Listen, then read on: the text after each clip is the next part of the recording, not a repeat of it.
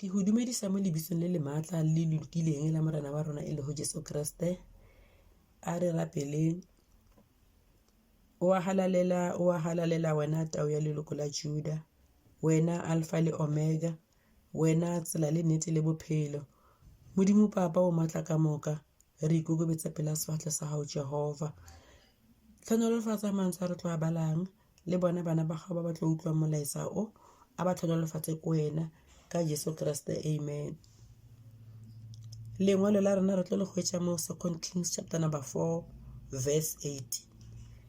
Lona le ba le haka tsela e.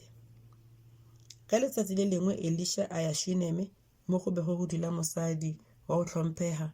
Mosadi yo a kopela Elisha gore a tle a je nabo. Gomme go tloga tsatsi leo nako ye nngwe le ye nngwe he a tlile Shuneme o be a eja ngwagong wa mosadi yo. Amen. Kaogelo ya morena wa rona Jesu Kriste, lerato la Modimo le kopano ya matshediso a moya o mokhethwa a di be le rena ka moka. Amen. Halala kgwedi ya basadi, halala. Ka gopola ge morongwa wa Modimo a tlise ditaba tse di botse tsa morena Jesu a botsa Maria a re o mokhethwa gare ga basadi, o mo gaugelwa gare ga basadi. Ka gare ga matlho ka motlho mo re ka iphumana re le ka gare ga ona, tseba gore wena o rata ke morena. Amen. Mo re bolela ka the Shunammite woman, mosadi wa go loka, mosadi wa boikokobetso, mosadi wa tlhompho, mosadi o bonolo, mosadi o kileng a agela morongwa wa Modimo ngwako go godimo ga ngwako wa gage. Ebe a mo rekela le phatlho ya matsaka, phatlho e botse.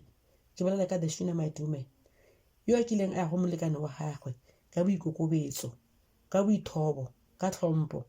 A bolela le molekane wa gagwe a re go kaone he re ka agela molato wa Modimo o ngwako ka baka la gore ra mmona o tshepegile ka nako tsotlhe, ka baka la o be a ntse a feta mola ka letsatsi le ka letsatsi a feta a ja gona.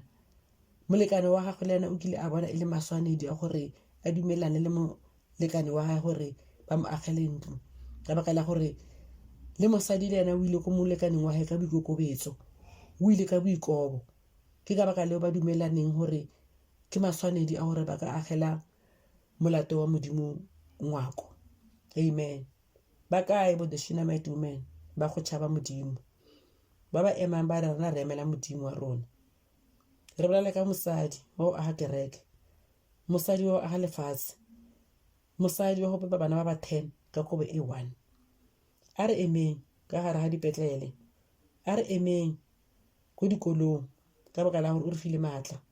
Re filwe maatla, Modimo a re ke le file maatla a go gata dinoga le diphepheng, ka fao emelang le lefatsheng le olwa ka baka la gore ke le tshepile. Mosadi a fela a re go lokile a ntse a utlwa botlhoko, dikele di dintsi dikele ke tla marameng a gae, e fela a ntse a re go lokile ka baka la gore re na le maatla. Ke rata gore go basadi bo botlhe ba ba sa emeng nokeng ke basadi ba bangwe, ke rata ke le botsa ke re tia maatla ka gore Modimo a re you are worthy, and a re go file ke le file maatla. Amen. Ya ba Kgoši Elisa o roma molata wa gae o re sepela o yo botsa mosadi o gore ana nka mo direla eng ka baka la gore le yena o re loketse ka kudu. Kgoši he a se ha boya a re mongwaka ha ana ngwana, ge o ka mo fa ngwana o ka ba e le gwana o mo fileng pho e tlabeng a ile gore wa itsoma. Kgoši Elisha a re sepela o yo mmotsa gore Isha go ka sena sebaka o tlebe a na le ngwana wa moshimane.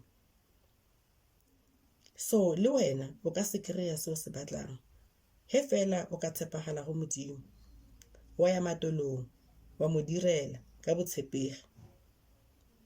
Ge o ka itshwarela ka moroma wa kobo ya Jesu wa mo batla, o tlo phela ka o sa feleng ka baka la gore wa bolela a re wa re tshepisitseng wa tshepagala. Amen. Le Psalm 91 verse 4 e a bolela e re o tla go šireletsa ka diphego tsa gago, a o boloke he o tlhokometse ke yena. Amen. O ka re Modimo a ka re dira gabotse ra lokafala. Amen.